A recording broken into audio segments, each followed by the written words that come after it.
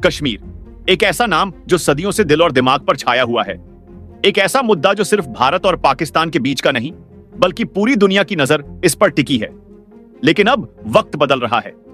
22 अप्रैल 2025 को पहलगाम में हुआ आतंकी हमला, जिसमें 26 मासूम लोगों की जान चली गई, ने न सिर्फ भारत के सब्र का इम्तिहान लिया, बल्कि देश के नए इरादों को भी दुनिया के सामने रखा। अब भारत न सिर्फ अपनी डिफेंस को मजबूत कर रहा है, बल्कि ग्लोबल डिप्लोमेसी में भी एक नई कहानी लिख रहा है। एक तरफ फ्रांस के साथ 26 राफेल मरीन फाइटर जेट्स के लिए 63,000 करोड़ की मेगा डील, और दूसरी तरफ यूनाइटेड नेशंस के कश्मीर ऑफिस को बंद करने का फैसला। ये दोनों कदम दिखा रहे हैं कि भारत अब चुप नहीं बैठेगा। आज के इस वीडियो में हम आपको बताएंगे कि कैसे भारत अपनी स्ट्रैटेजी के साथ दुनिया को एक नया संदेश दे रहा है। यह सिर्फ खबरों का एनालिसिस नहीं, बल्कि एक नए भारत की सोच का रिफ्लेक्शन है। चलिए शुरू करते हैं। 28 अप्रैल 2025 को भारत और फ्रांस ने एक ऐतिहासिक डिफेंस डील पर साइन किए, जिसके तहत Bharat 26 Rafale marine fighter jets खरीद रहा है, और यह डील 63,000 करोड़ रुपए की है। ये जेट्स इंडियन नेवी के लिए हैं, जो आईएनएस विक्रांत और आईएनएस विक्रमादित्य जैसे एयरक्राफ्ट कैरियर्स पर डिप्लॉय किए जाएंगे। इस डील को cabinet committee on security CCS ने 9 अप्रैल 2025 को अप्रूवल दी थी, और ये एक government to government G2G contract है, यानी कोई भी पॉलिटिकल चेंज इसे अफेक्ट नहीं करेगा। इस डील में 22 सिंगल सीटर और 4 ट्विन सीटर ट्रेनर जेट्स शामिल हैं। साथ ही वेपन्स, सिमुलेटर्स, क्रू ट्रेनिंग और 5 साल का परफॉर्मेंस बेस्ड लॉजिस्टिक्स सपोर्ट भी इंक्लूडेड है। ये jets French company Dassault aviation बना रही है, और खबर यह भी है कि डसॉल्ट उत्तर प्रदेश में एक मेंटेनेंस, रिपेयर और ओवरहॉल MRO फैसिलिटी सेटअप करने वाली है, जो न सिर्फ भारत के लिए बल्कि दुनिया भर के राफेल यूजर्स के लिए एक हब बन सकता है। डिलीवरी 2029 के अंत तक शुरू होगी और 2031 तक पूरी फ्लीट नेवी के पास होगी। यह डील इसलिए क्रूशियल है क्योंकि इंडियन नेवी के पास अभी रशियन ऑनरिजिन MiG-29 के जेट्स हैं, जो 15 साल पुराने हैं और सर्विसेबिलिटी इश्यूज फेस कर रहे हैं। राफेल मरीन, जो 4.5 जनरेशन ओमनी रोल फाइटर है, न सिर्फ मैरीटाइम स्ट्राइक्स और एयर डिफेंस में कैपेबल है, बल्कि न्यूक्लियर वेपन्स भी कैरी कर सकता है, जो पाकिस्तान के लिए एक क्लियर वार्निंग है। राफेल मरीन जेट्स का डिजाइन ही उन्हें एक अलग कैटेगरी में रखता है। ये jets short take on but arrested recovery STO bar operations के लिए बने हैं, जिसमें reinforced landing gear, corrosion resistant airframe और फोल्डेबल विंग्स शामिल हैं, जो एयरक्राफ्ट कैरियर्स के हार्श एनवायरनमेंट के लिए परफेक्ट हैं। इनके वेपन्स में 70 किलोमीटर रेंज वाली Exocet AM-39 anti ship missiles, 300 kilometre range वाली SCALP air to ground cruise missiles और 120 से 150 किलोमीटर रेंज वाली Meteor air to air missiles शामिल हैं। ये मिसाइल्स भारत को इंडियन ओशन रीजन IOR में एक अनमैच्ड एडवांटेज देते हैं, खासकर जब चाइना के J-15 फाइटर्स और पाकिस्तान के चाइनीज ऑनरिजिन JF XNV जेट्स से कंपैरिजन किया जाए। इसके अलावा राफेल का AESA रडार और स्पेक्ट्रा इलेक्ट्रॉनिक वॉरफेयर स्वीट इसे एक first shot first kill capability देता है, यानी दुश्मन के प्लेन्स को दूर से ही न्यूट्रलाइज कर सकता है। यह डील भारत के आत्मनिर्भर भारत इनिशिएटिव को भी बूस्ट करेगी, क्योंकि इसमें इंडिजिनस मैन्युफैक्चरिंग ऑफ कंपोनेंट्स भी शामिल है। फ्रांस ने यह भी ऑफर किया है कि फ्यूचर में इंडियन मिसाइल्स जैसे ब्रह्मोस NG को राफेल के साथ इंटीग्रेट किया जा सकता है, जो भारत की नेवल पावर को और डेडली बनाएगा। यह सब इस बात का प्रूफ है कि भारत अब अपनी डिफेंस स्ट्रैटेजी में कोई कॉम्प्रोमाइज नहीं करने वाला। दूसरी बड़ी खबर है United Nations military observer group in India and Pakistan UNMOGP के कश्मीर ऑफिस को बंद करने का भारत का फैसला। यह ऑफिस 1949 से ऑपरेट कर रहा था, और इसका मकसद था लाइन ऑफ कंट्रोल LOC पर सीज फायर वायलेशंस को मॉनिटर करना। लेकिन भारत ने हमेशा यह स्टैंड रखा है कि कश्मीर एक बायलैटरल इश्यू है और किसी थर्ड पार्टी या इंटरनेशनल ऑर्गेनाइजेशन का इसमें कोई रोल नहीं होना चाहिए। पहलगाम टेरर अटैक के बाद जब पाकिस्तान के प्रॉक्सीज ने मासूम टूरिस्ट्स को टारगेट किया, UNMOGIP ने कोई इमीडिएट कंडेमनेशन नहीं की, और जब 4 दिन बाद एक जेनरिक स्टेटमेंट आया तो उसमें पाकिस्तान का नाम तक नहीं था।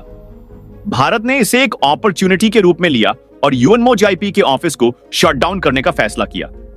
यह एक बोल्ड डिप्लोमैटिक मूव है, जो दिखा रहा है कि भारत अब इंटरनेशनल प्रेशर या इंटरफेरेंस को टॉलरेट नहीं करेगा। फॉरेन मिनिस्टर S जयशंकर ने एक स्टेटमेंट में कहा, कश्मीर भारत का अटूट हिस्सा है और इस पर कोई भी बाहरी हस्तक्षेप अनएक्सेप्टेबल है।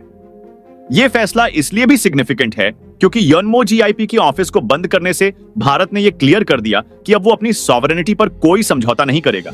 यूएनएमओजीपी की फेल्योर इस बात का सबूत है कि इंटरनेशनल ऑर्गेनाइजेशंस अक्सर जियोपॉलिटिकल इंटरेस्ट्स के हिसाब से काम करते हैं। जब पाकिस्तान ने एलओसी पर सीज फायर वायलेट किया या टेरर अटैक्स स्पॉन्सर किए, तब यूएनओजीआईपी ने कभी पाकिस्तान को डायरेक्टली कॉल आउट नहीं किया। इसके बावजूद जब भारत ने रिटेलिएटरी एक्शंस लिए, जैसे 2016 की सर्जिकल स्ट्राइक या 2019 की बालाकोट एयर स्ट्राइक, तब यूएन ने दोनों देशों को रेस्ट्रेंट दिखाने की अपील की, जो एक तरह से भारत के एक्शंस को डाइल्यूट करने की कोशिश थी। इसके अलावा कंट्रीज जैसे तुर्की, अजरबैजान और कुछ हद तक चाइना ने ओपनली पाकिस्तान के कश्मीर नैरेटिव को सपोर्ट किया, लेकिन यूएन ने इन पर कोई एक्शन नहीं लिया। यह डबल स्टैंडर्ड भारत के लिए एक वेकअप कॉल था। आज दुनिया के कई पावरफुल नेशंस, रूस, इजराइल और अब अमेरिका भी यूएन के रेजोल्यूशंस या वार्निंग्स को सीरियसली नहीं लेते। इजराइल ने यूएन के मल्टीपल वार्निंग्स के बावजूद अपनी मिलिट्री ऑपरेशंस कंटिन्यू की और रूस ने यूक्रेन कॉन्फ्लिक्ट में यूएन को साइडलाइन कर दिया।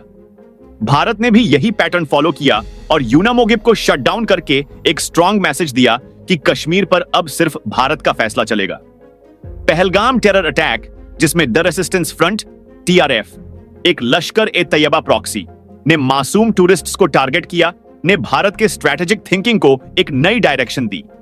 यह अटैक एक रिमाइंडर था कि पाकिस्तान अपनी प्रॉक्सी वर्क कंटिन्यू कर रहा है, डिस्पाइट भारत के डिप्लोमेटिक और मिलिट्री एफर्ट्स।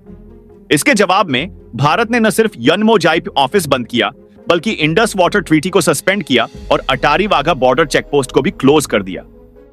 ये इकोनॉमिक और डिप्लोमेटिक प्रेशर के स्टेप्स हैं जो पाकिस्तान को आइसोलेट करने के लिए डिजाइन किए गए हैं। इसके अलावा भारत ने 20 कंट्रीज के डिप्लोमेट्स को अटैक के प्रूफ्स दिखाए, जिसमें पाकिस्तानी वेपन्स और ट्रेनिंग कैंप्स के एविडेंस शामिल थे।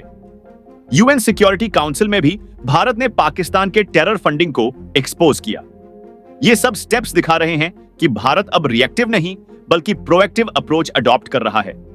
सोशल मीडिया पर लोग पीओके वापस लेने की बात कर रहे हैं और यह सेंटिमेंट पब्लिक के गुस्से और नेशनलिस्ट झील को रिफ्लेक्ट करता है।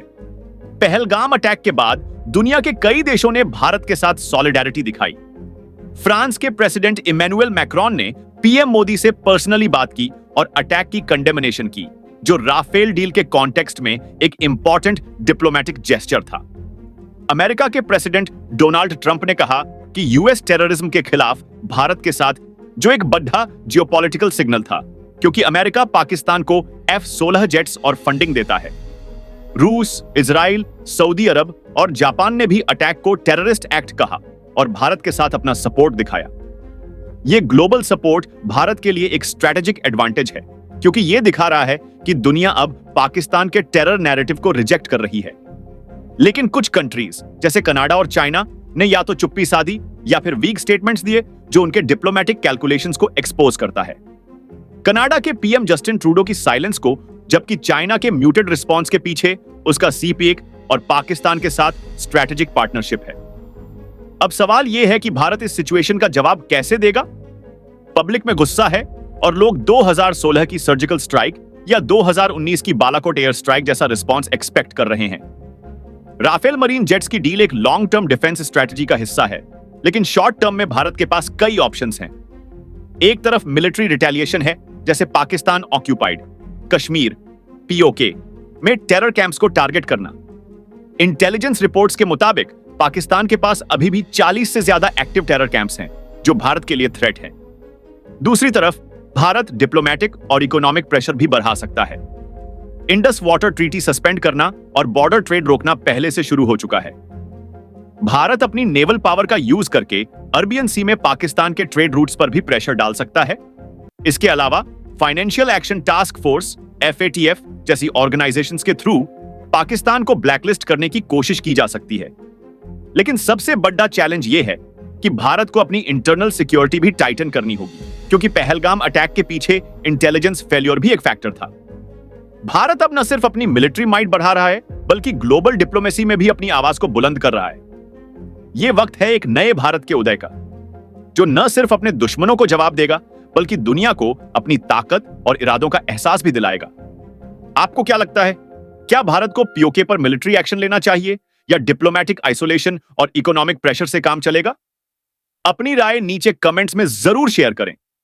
अगर आपको यह एनालिसिस पसंद आया तो वीडियो को लाइक करें और हमारे चैनल जहां हम आपके साथ फेस टू फेस बात करते हैं, चलिए एक मजबूत भारत के लिए एक साथ चलें। जय हिंद।